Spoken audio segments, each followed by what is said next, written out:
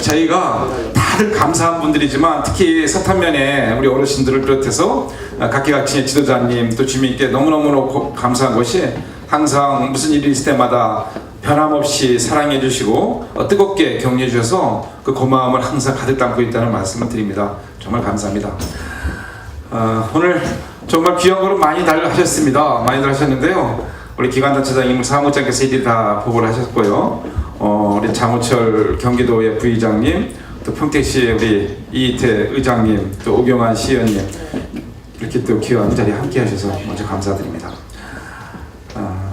요즘에 언론을 통해서 그 나라 돌아가는 모습 보면 우리 대한민국이 언제나 국회가 또 이 정치권이 좀 조용할까라는 생각을 가지실 겁니다. 항상 마음 졸이고 여야가 어떨 때는 극한적으로 대립하는 모습 보고 또 국회의원들의 그 막말 시리즈가 국민들의 마음을 굉장히 그 어둡게 하고 절망을 갖게끔 하는데 국회 구성원인 저도 참 송구스럽고 죄송한 마음 갖고 있고 저부터 좀 잘해야겠다 이런 자성하고 있다는 말씀부터 드립니다. 그래도 예전보다는 이 몸싸움은 좀 줄었습니다. 국회 선진화법 때문에 몸싸움은 줄었는데 요즘에 몸싸움을 줄였더니 이 말싸움을 심하게 하는 바람에 국민들이 굉장히 좀 실망하시는 것 같습니다. 그래서 사실 제가 우리 다선 의원들 중심으로 해서 중진 의원들이 품격 있는 말과 행동을 하자. 정말 국민들이 특히 또 어린 학생들이 국회에서 의원들이 발언하는 거 보고 많이 벌을 받을 텐데 그래도 소위 선량이라는 의원들이 이 말이나 행동을 통해서 국민들을 실망시키고 또 자라는 학생들에게 본이 못한다면 정말 우리 큰 책임을 져야 되는 거 아니냐 싶어서 동료 의원들하고 이제 제가 주선을 해서 4선 이상 의원들하고 공동선언문을 작성해서 발표하려고 제가 준비를 했습니다. 사실. 그래서 우리 당의 서병수 의원하고 이주영 의원, 동료 4선 의원들하고 준비를 했고 저쪽에 이제 야당에는 원혜영 의원, 또 김성원 의원, 박병석 부의장 이런 분들 4선 의원끼리 6명이 준비를 했었는데 그 공동선언문을 사실 오늘 좀 발표를 하려고 했어요. 그런데 민주당에서 의원님들이 다 중진 의원들이 저한테 연락이 오기를 원위원장 미안하다.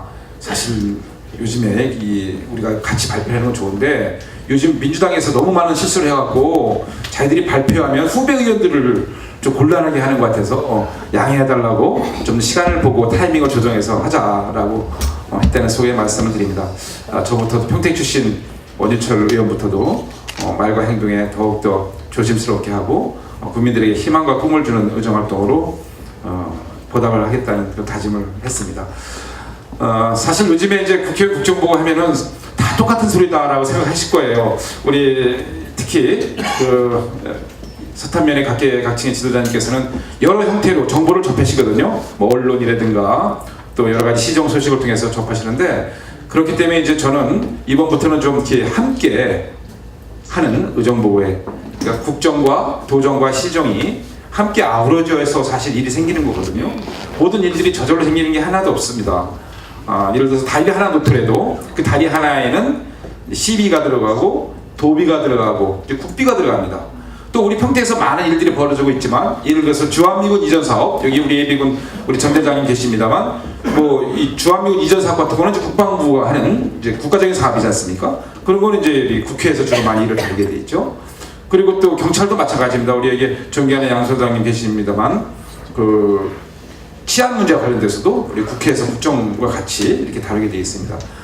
그런데 우리 평택에서 벌어지고 있는 이런 많은 국책 사업들에 대해서 좀 제대로 설명해 드리는 이런 것이 필요하고 그 정보도 정확히 드리는 것이 좋겠다는 판단 속에서 보고회를 갖게 되는데 그 일이 꼭 국정만 한정해서 되는 게 아닙니다. 거기에는 여기 도정, 시정이 함께 아우러져서 되기 때문에 이렇게 합동으로 의정 보고하는 것이 시간을 굉장히 효율적으로 우리가 같이 할 수 있고 또 정확한 정보를 드릴 수가 있고요. 무엇보다도 중요한 거는 주시는 말씀을 그냥 이 자리에서 끝나는 것이 아니라 시정에 반영할 게 있고요. 뭐 도정에 반영할 게 있고 또 국정에 반영할 게 있습니다. 그래서 그 효율적으로 분업을 통해서 우리가 일을 해나가면 이 자리가 매우 뜻있는 자리가 되지 않을까 싶어서 우리 도의원님, 시의원님, 이지역 출신이신 우리 최호 도의원님과 또 김인태 시의원님과 함께 이렇게 자리를 마련했다는 말씀을 드립니다.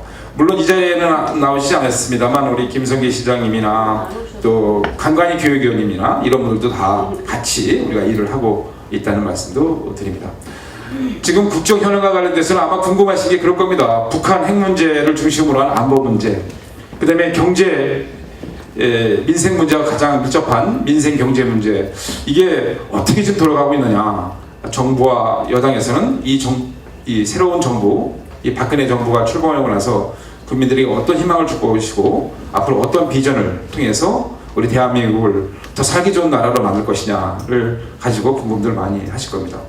다행스러운 게요, 제가 과분한 사랑을 받아서 18대 때 국방위원장을 하고 지금은 우리 새누리당의 북핵 안보 전략 특별위원장을 하고 있는데요, 이 안보 문제에 대해서 사실 여성 대통령이 되면 과연 잘 해나갈 수 있을까라고 생각했는데, 지금 박근혜 대통령의 인기가 갤럽 조사에 따르면 거의 70%에 달하고 있습니다. 오히려 당선됐을 때는 50% 약간 상회하는 지지율로 당선되셨는데 지금은 거의 70% 가깝게 국민들의 사랑을 받고 있습니다. 지지를 받고 있습니다. 그 대표적인 것이 바로 안보 문제 때문에 그렇습니다. 박근혜 대통령이 한미 정상회담, 한중 정상회담 이런 걸 통해서 북한 핵 문제에 대해서 단호하게 대처하고, 우리가 북핵을 머리에 이고 살 수 없지 않느냐, 북한이 핵무기를 갖고 있으면서 우리 대한민국 국민들을 위협하고 우리 대한민국을 협박하는데 우리가 언제까지 이걸 머리에 이고 살 수는 없다. 반드시 이 북핵 문제는 해결해야 된다는 의지를 가지고 지금 중국의 시진핑, 미국의 오바마를 설득을 하고 있습니다. 북핵 문제가 해결돼야지 우리가 두 다리 쭉 펴고 생업에 종사할 수 있지 않겠습니까? 그래서 온 집중을 지금 이 안보 문제 대통령께서 집중하시는데 아주 효과를 보세요. 오바마 대통령도 박근혜 대통령의 한반도 신뢰 프로세싱 측에 대해서 오케이, 좋다. 박근혜 대통령이 지금 추진하고 있는 한반도 신뢰 프로세싱 측이 뭐냐면요, 이 남북 관계가 매일같이 이 뺑뺑 다람쥐 쳇바퀴 돌듯이 뺑뺑 도는 이런 거 하지 말자 이겁니다. 도발하면은 제재하고 또 대화하려면 또 보상을 해줘야 됩니다. 빵 주고 뭐 밀가루 주고 뭐, 그러니까 도발, 제재, 보상 이런 뺑뺑 도는 이 악순환의 고리를 이제 끊어야겠다. 20년 동안 해왔습니다. 90년도부터 시작해서 북한이 악순환의 그 핵 개발을 계속 도발과 제재가 보상이는 이제 박근혜 대통령이 끊어야겠답니다. 끊어야겠다 이겁니다. 근데 끊는데 어떻게 끊느냐? 이제 신뢰를 가지고 끊어야겠다. 신뢰가 있어야지 서로 대화도 해도 벽돌을 하나 둘 쌓듯이 할 거 아니냐. 신뢰가 제일 중요하다, 남북 간에. 그래서 이름하여 신뢰를 기초로 한 정책, 그래서 한반도 신뢰 프로세스 정책을 가지고 지금 국제사회에 설득하고 북한으로 하여금 나오게끔 하는 겁니다. 지금 개성공단도 저렇게 밀고 당기는 게요, 신뢰 때문에 그렇습니다. 아니, 개성공단에 우리 국민들이 123개 업체가 가 있고 북한 주민들도 약 5만 6천 명 일을 하고 있거든요. 개성공단은 남북 통일의 전진기지이고 꼭 있어야 되는 곳입니다. 우리가 언제까지나 휴전선에 같은 민족끼리 총뿌리를 겨누고 살 수는 없지 않습니까? 언젠가는 대한민국이 통일이 돼서 더 큰 대한민국이 돼서 만주로 유럽으로 달려가야 될 거 아니겠습니까? 그러기 위해서 통일이 돼야 되는데 이 개성공단 문제부터도 맨날 이용만 하지 말고 남북 우리 대한민국을 너희들로 진정성을 가지고 나와라 이겁니다. 그래서 조금 시간이 걸리더라도 우리 개성공단에 다시 들어가는 조건으로 재발 방지는 해야겠다. 또 우리 들어갔는데 또 북한이 일방적으로 들어오지 말라고 그냥 문을 닫아버리고 이런 상황이 생기면 정말 곤란한 일 아니겠어요? 그래서 이 개성공단 문제도 재발 방지책, 그리고 우리 국민들의 신변 안전이 담보되지 않고서는 못 열겠다. 박근혜 대통령이 지금 이러고 계신 겁니다. 단호하게. 그래서 북한이 살살 당겨오고 있어요. 제가 어저께 통일부의 이길재 장관하고도 통화도 하고 기조실장 고위 간부들도 만났는데 지금 북한이 우리 입장을 조금씩 땡겨오는 겁니다. 오늘 4차 회담하고 있는데 빨리 좋은 소식이 났으면 좋겠고요. 제가 우리 당의 명을 받아서 개성공단 지원특별법을 제가 준비하고 있습니다. 그래서 이 개성공단 회담이 잘 마치는 대로 특별법을 지금 발표할 건데요. 그래서 그걸 잘 담아서 개성공단이 우리 대한민국의 평화통일을 열어가는 초석이 될 수 있도록 잘 제가 열심히 해보겠습니다.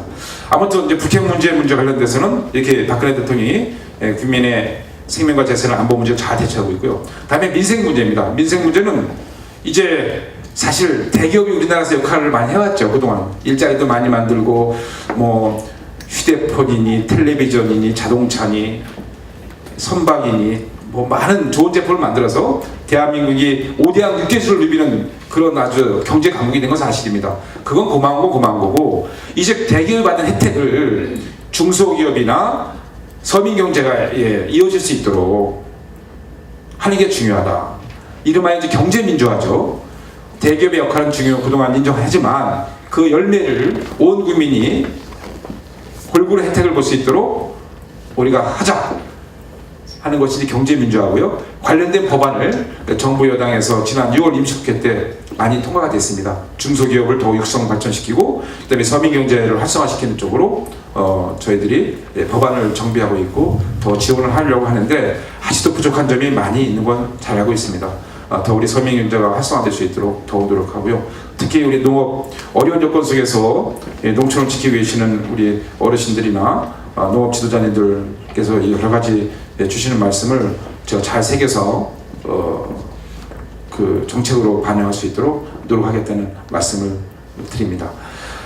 이렇게 해서 일단 이제 국정과 관련된 모두 인사 말씀을 올렸는데요. 조금 후에 이제 우리 도의원님, 시의원님 도정보고와 시정보고 마친 후에 저는 동영상을 통해서 보고를 할 것이고요. 저희들 보고를 다 마친 후에는 오늘 참석하신 우리 송기철 주민자치위원장님을 비롯해서 모든 기관단 대장님들 말씀 주시는 거 소중히 들어서 정책에 꼭 반영하도록 하겠습니다. 무더운 여름 날씨 다시 한번 귀한 걸음 해주신 모든 분들께 감사드리면서 제 인사말 마치도록 하겠습니다. 감사합니다.